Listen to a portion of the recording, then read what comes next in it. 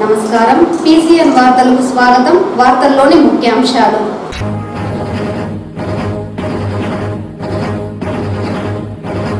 Super GST super savings పై విస్తృతంగా అవగాహన కార్యక్రమాలను చేపట్టాలి. జిల్లా జాయింట్ కలెక్టర్ విద్యాధరి.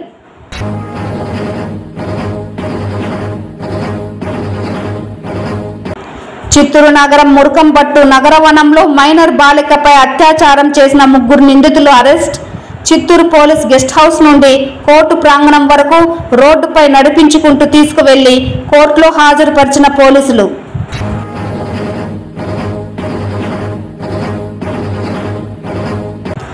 ప్రధానమంత్రి సూర్యఘర్ పథకం విద్యుత్ వినియోగదారులకు వరం లాంటిది. విద్యుత్ శాఖ rural executive engineer Suresh Kumar. వార్తల్లోని వివరాలు. సూపర్ జీఎస్టీ సూపర్ సేవింగ్ పై విస్తృతంగా అవగాహన కార్యక్రమాలు చేపట్టాలని జిల్లా జాయింట్ కలెక్టర్ విద్యాధరి పేర్కొన్నారు. శుక్రవారం వ్యవసాయ అనుబంధ రంగాల శాఖల ఆధ్వర్యంలో సూపర్ జీఎస్టీ సూపర్ తగ్గింపు అనే నినాదంతో ర్యాలీని కలెక్టరేట్ ఆవరణం నుండి జిల్లా జాయింట్ కలెక్టర్ విద్యాధరి జెండా ఊపి ర్యాలీ ప్రారంభించారు. ఈ సందర్భంగా జాయింట్ కలెక్టర్ మాట్లాడుతూ వ్యవసాయం అనుబంధాల రంగాల రైతులకు యంత్రాలపై జీఎస్టీ 12% నుండి 5% తగ్గింపు జరగడం వలన వారి జీవన ప్రమాణాలు మెరుగుపడుతుందని తెలిపారు. వ్యవసాయ పరికరాలైన ట్రాక్టర్లు, టైర్లు, పంపులు, హార్వెస్టర్లపై పన్నును గతంలోని 12-18% నుండి 5% వరకు తగ్గించడం జరిగిందన్నారు. ఉదాహరణకు 6 లక్షలు విలువైన ట్రాక్టర్పై పన్ను తగ్గింపు ద్వారా 42,000 రూపాయల ఆదా అవుతుందని, బయో పురుగుల మందులపై పన్ను 5% తగ్గించడం జరిగిందన్నారు. అలాగే పాలు, జున్నుపై పన్ను పూర్తిగా మినహాయించి వెన్న, నెయ్యి వంటి ఉత్పత్తులపై పన్నును 5%కు పరిమితం చేశారని తెలిపారు. నీటి పారుదల 2 సౌర పరికరాలపై, డ్రిప్ స్పీకర్లపై పన్నును 5% పరిమితం చేశామన్నారు. ఈ ర్యాలీ కొత్త కలెక్టరేట్ నుండి సూపర్ జీఎస్టీ సూపర్ సేవింగ్ అనే నినాదంతో గిరింపేటలోని పాత కలెక్టరేట్ వరకు ర్యాలీ నిర్వహించారు. ఈ కార్యక్రమంలో వ్యవసాయ అనుబంధ రంగాల అధికారులు తదితరులు పాల్గొన్నారు.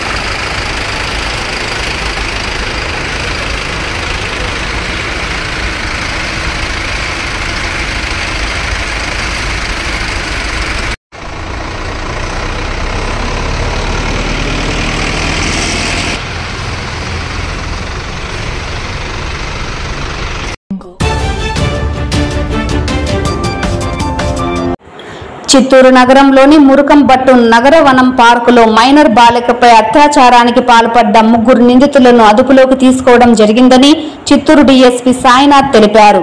శుక్రవారం చిత్తూరు పోలీస్ గెస్ట్ హౌస్ లో ఏర్పాటు చేసిన మీడియా సమావేశంలో నిందితులను మీడియా ముందు హాజరుపరిచిన అనంతరం వివరాలను డీఎస్పీ సాయినాథ్ మీడియాకు వెల్లడించారు.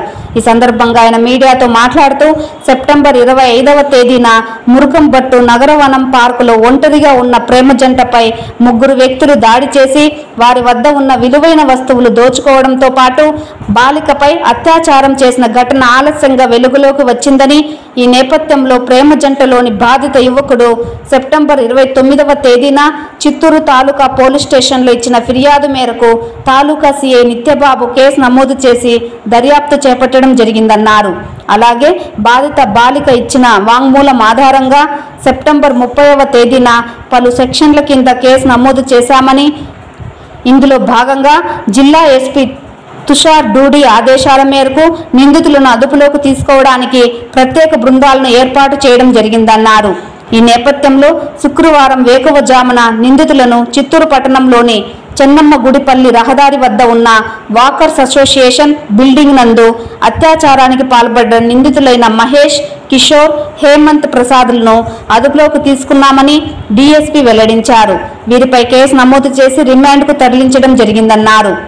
ఇదిలా ఉండగా మైనర్ బాలిక రేప్ కేసులో అరెస్ట్ అయిన 3 నిందితులను చిత్తూరు పోలీస్ గెస్ట్ హౌస్ నుండి కోర్టు ప్రాంగణం వరకు ప్రజల మధ్య అందరూ చూస్తుండగా నడిపించుకొని తీసుకువెళ్లి కోర్టులో హాజరుపరచడం చిత్తూరు నగరంలో చర్చనీయాంశంగా మారింది.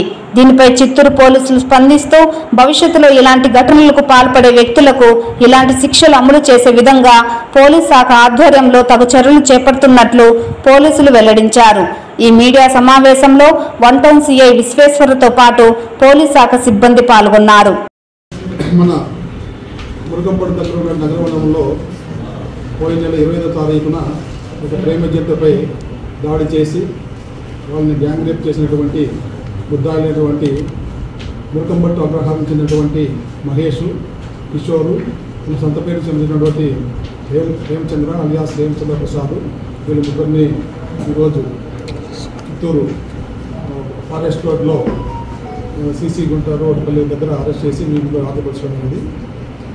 వీరి యొక్క నేర ప్రవృత్తి నేపథ్యం ఏమంటే ఎక్కడైనా అమ్మాయిలు ప్రేమ జంట ఒంటరిగా కనిపిస్తే వాళ్ళు వెంటపడము, వాళ్ళ ఫోటోలు తీసుకోవడం, వాళ్ళ వీడియోలు తీసుకోవడం, వాళ్ళ గోప్యతగా ఉన్నటువంటి వీడియోలు తీసుకోవడం, వాటి ఆధారంగా వాళ్ళని బెదిరించడము, వాళ్ళతో ఏదైనా నగలు లాక్కోవడము, అవసరమైతే వాళ్ళని సెక్సువల్గా దోపిడీ చేయడము, ఇది వీళ్ళ యొక్క నేర ప్రవృత్తి.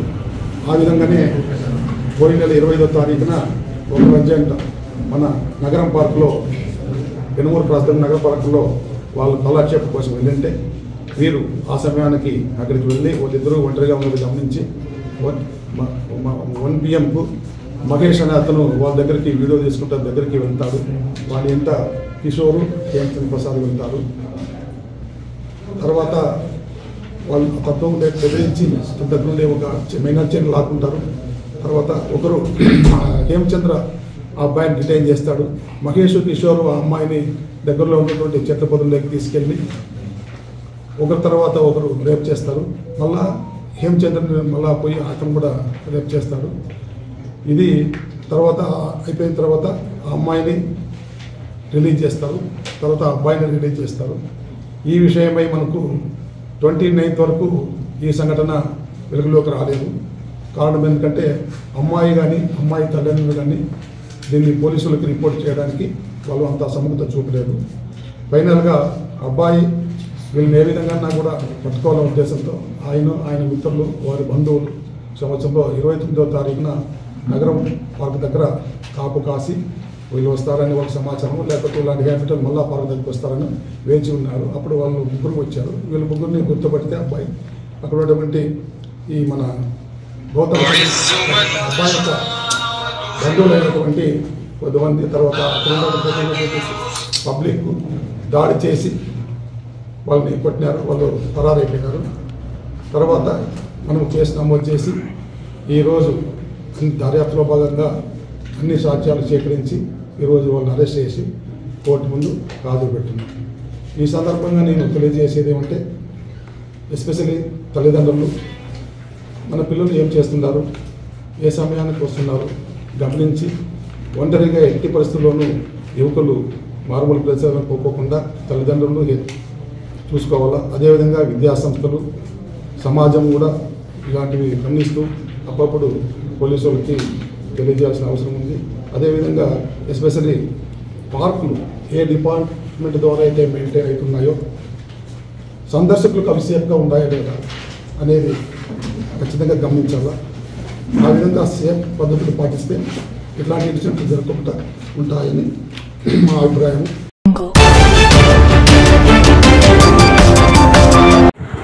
చిత్తూరు జిల్లా గంగాధర్ నెల్లూరు నియోజకవర్గం వెదురుకుప్పం మండలం దేవళంపేటలో గురువారం రాత్రి రాజ్యాంగ నిర్మాత భారతరత్న డాక్టర్ బిఆర్ అంబేద్కర్ విగ్రహానికి నిప్పు పెట్టడంపై తక్షణం స్పందించారు చిత్తూరు పార్లమెంట్ సభ్యులు దగ్గుమల ప్రసాదరావు. ప్రపంచ మేధావిని అవమానపరుస్తూ ఆ మహనీయుని విగ్రహానికి నిప్పు పెట్టిన దుండగులను గుర్తించి వారిపై చట్టపరమైన చర్యలు తీసుకునేందుకు ఏమాత్రం వెనుకాడబోమని ఆయన పోలీసు ఉన్నతాధికారులకు సూచించారు.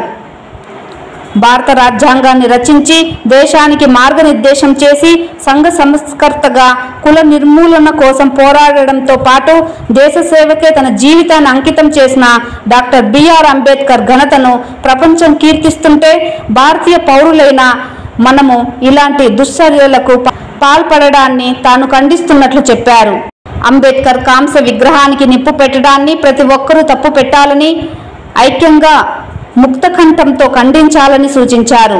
భవిష్యత్తులో ఇలాంటి సంఘటనలు పునరావృతం కాకుండా పోలీసు ఉన్నతాధికారులు పటిష్ట చర్యలు తీసుకోవాలని చిత్తూరు ఎంపీ దగ్గుమల్ల ప్రసాదరావు తెలియజేశారు. అంతేకాకుండా అంబేద్కర్ విగ్రహాలకు రక్షణ కల్పించాలని, సమాజంలో శాంతి భద్రతలకు విఘాతం కలగకుండా పోలీసులు జాగ్రత్తలు తీసుకోవాలన్నారు.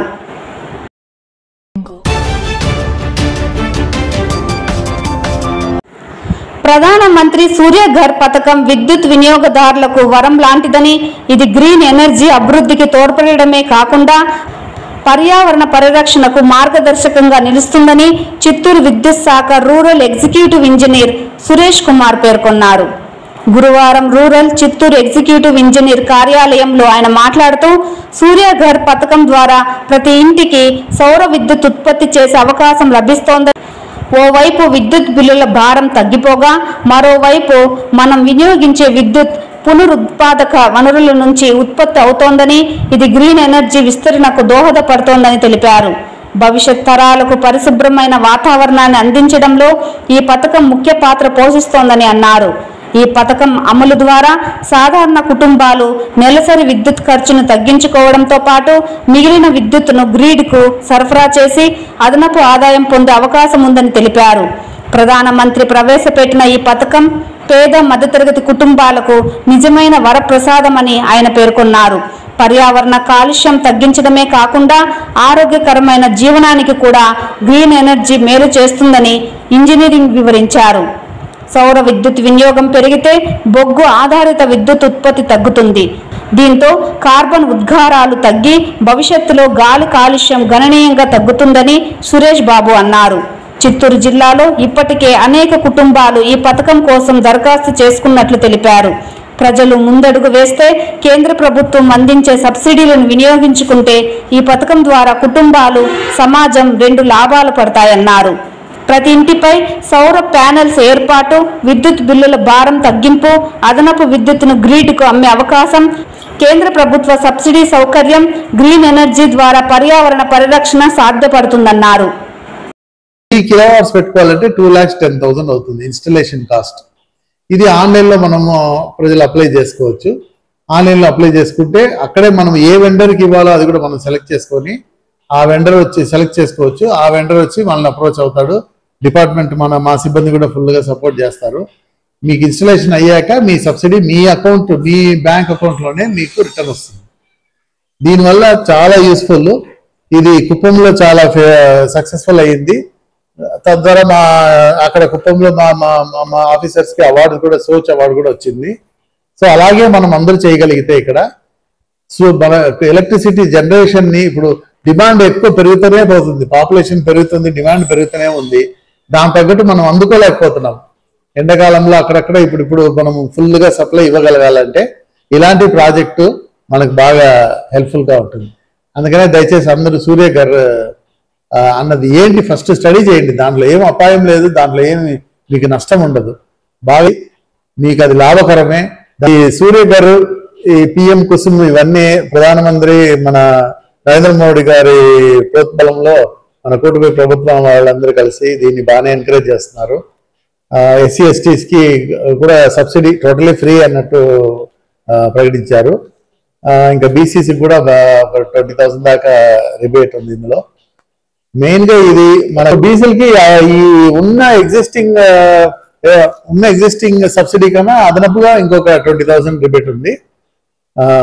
ఇది మెయిన్గా మనకు పొల్యూషన్, మనకి ఈ జనాభాకు తగ్గట్టు మనం డిమాండ్ మీట్ అవ్వాలంటే ఎక్కువ జనరేషన్, థర్మల్ జనరేషనే మనకి ఎక్కువ మనకి స్టేట్లో.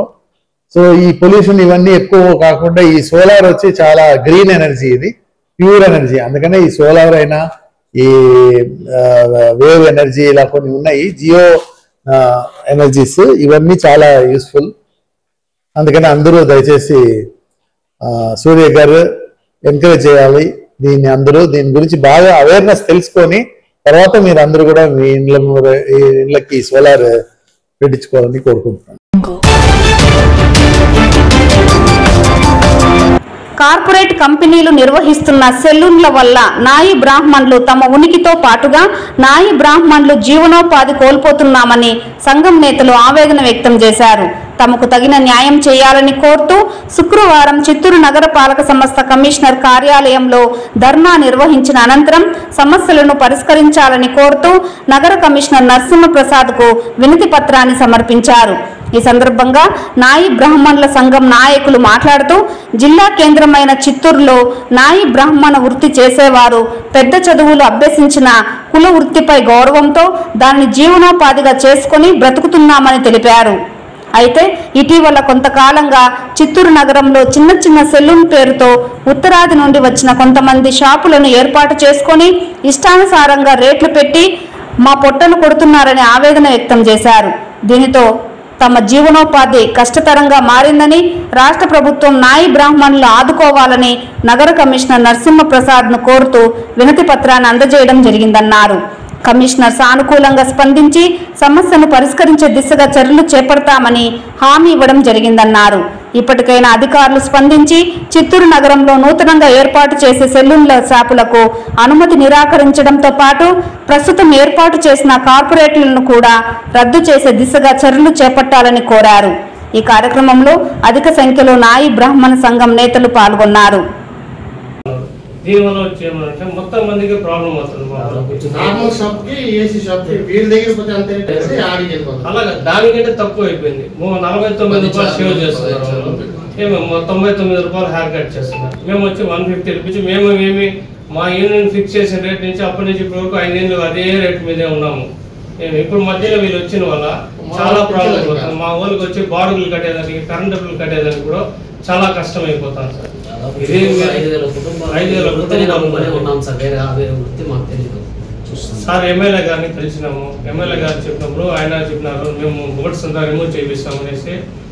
అన్నగారు మెయిన్ రోడ్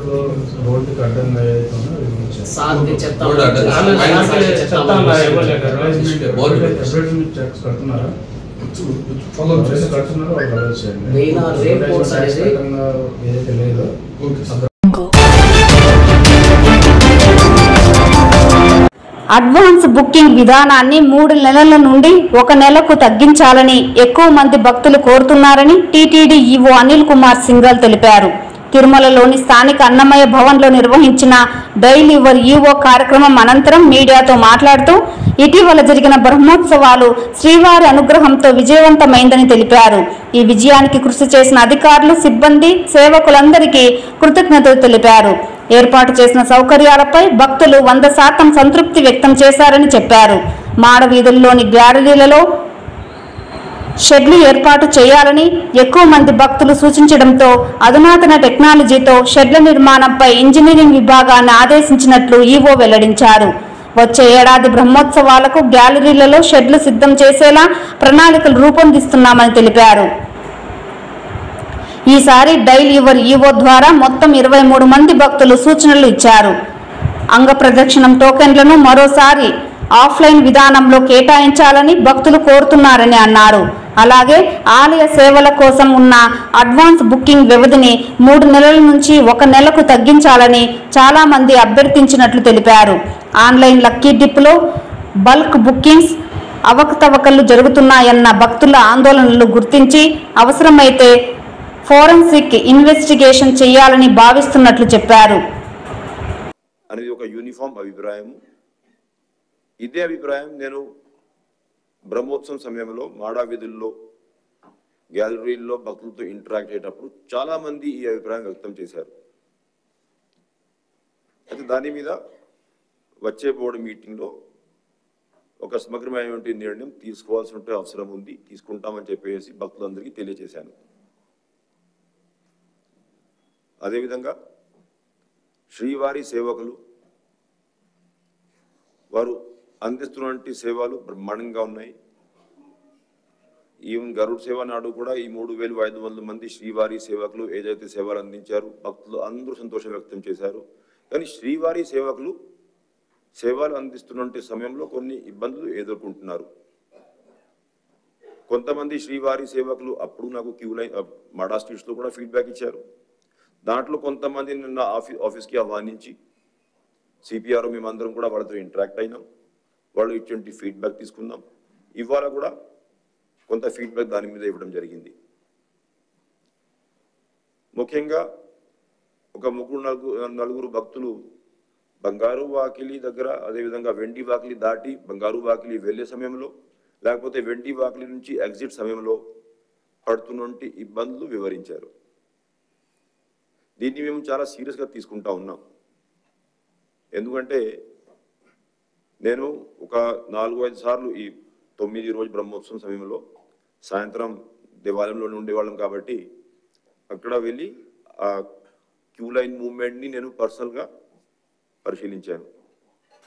అక్కడ కూడా ఆన్ ద స్పాట్ కూడా భక్తులు కొంత కంప్లైంట్ చేశారు. అంటే బంగారు వాకిలి దగ్గర ఒక సరి అయినటువంటి విధానం లేకుండా కొంతమంది దురుసుగా వ్యవహారం చేయడం, ర్యాష్గా మాట్లాడడం, తిట్టడం అటువంటి ఎదుర్కొన్నాం.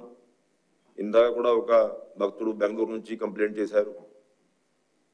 అంటే అక్కడ ఉన్నటువంటి స్టాఫ్ ఎవరైతే డ్యూటీలో ఉన్నారో వాళ్ళ పనితీరు బాగాలేదు, తిడుతూ ఉన్నారని.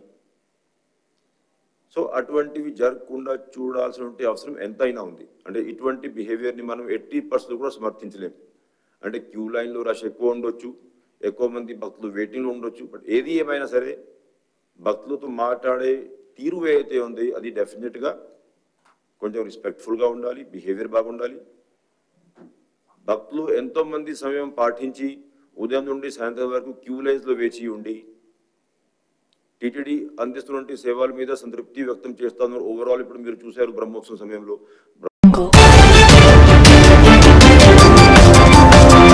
తిరుమల శ్రీవారిని ఎంపీ బీజేపీ నేత పురంధేశ్వరి దర్శించుకున్నారు. ఈ రోజు ఉదయం నైవేద్య విరామ సమయంలో స్వామివారిని దర్శించుకుని మొక్కులు చెల్లించుకున్నారు. దర్శన అనంతరం ఆమెకు ఆలయ అధికారులు తీర్థ ప్రసాదాలు అందజేయగా పండితులు ఆశీర్వచనాలు అందజేశారు. బ్రహ్మోత్సవాలు విజయవంతం కావడంపై పురంధేశ్వరి ఆలయం వెలుపల సంతోషం వ్యక్తం చేశారు. టీటీడీ సమన్వయంతో భక్తులకు ఎలాంటి ఇబ్బందులు లేకుండా ఏర్పాట్లు చేసిందని అన్నారు. పరకామణి చోరీ తదితర వ్యవహారాలపై విచారణ జరుగుతోందని, అపచారం చేసిన వారిని స్వామివారు తగిన విధంగా శిక్షిస్తారని అన్నారు. ఓం నమో వెంకటేశాయ. బ్రహ్మోత్సవాలు ఇప్పుడే ముగిశాయి, మనందరికీ తెలుసు. నేను ముందుగా చైర్మన్ గారిని, ఈఓ గారిని, అదేవిధంగా బోర్డు మెంబర్స్ని, ప్రతి ఒక్కరిని కూడా సేవ చేసినటువంటి వారిని ప్రతి ఒక్కరికి కూడా నా అభినందన ముందుగా నేను తెలియజేస్తున్నాను. ఎందుకంటే చాలా సాంప్రదాయబద్ధంగా, పవిత్రంగా, ఎటువంటి ఇబ్బంది లేకుండా చాలా సవ్యంగా ఈ యొక్క బ్రహ్మోత్సవాలు నిర్వహించినందున తప్పకుండా భక్తుల యొక్క ఆశీస్సులు వారందరి మీద ఉంటాయని చెప్పి నేను విశ్వసిస్తున్నటువంటి విషయం. అదేవిధంగా భక్తులందరూ కూడా చాలా క్రమశిక్షణతోటి, ఎక్కడా కూడా అటు ఇటు క్రమశిక్షణ రాహిత్యానికి లోను కాకుండా చాలా చక్కగా ఏ విధంగా ఇక్కడ ఉన్నటువంటి సిబ్బంది మీరు ఈ పద్ధతిని అనుకరించాలి అని చెప్పారు, ఆ రకంగా వ్యవహరిస్తూ శాంతి భద్రతలు కావచ్చు, అదేవిధంగా ఇక్కడ ఉన్నటువంటి డిసిప్లిన్ కావచ్చు, ఎటువంటి భంగం వాటిల్లకుండా చాలా క్రమశిక్షణతోటి భక్తులు ఆ భగవంతుడి దర్శనం చేసుకున్నందున వారందరికీ కూడా నేను శిరస్సు వంచి ముందుగా నేను నమస్కరిస్తున్నాను. భగవంతుడి చల్లని చూపులు, ఆ వెంకటేశ్వరుడి చల్లని చూపులు మన అందరి మీద ఉండాలి అని చెప్పి ఆ భగవంతుడిని ప్రార్థిస్తున్నాను. అదేవిధంగా నిజమైనటువంటి సేవ, నిజమైనటువంటి భక్తితో ఇక్కడ వచ్చినటువంటి భక్తుల్ని ఖచ్చితంగా ఆ వెంకటేశ్వరుడు అనుగ్రహిస్తాడు. మరి ఆ భగవంతుడికి అన్యాయం చేయాలి అని చెప్పి తలపెట్టిన వారికి మనం చూస్తున్నాం. మన పరకామణి వంటి విషయాలు ఇక్కడ జరగటం మనందరికీ తెలియనటువంటి విషయం కాదు. అటువంటి వారిని ఎప్పుడు కూడా భగవంతుడు శిక్షిస్తాడు.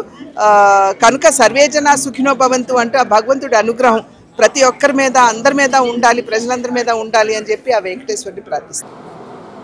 ఈ వార్తలు ఇంతటితో సమాప్తం. నమస్కారం.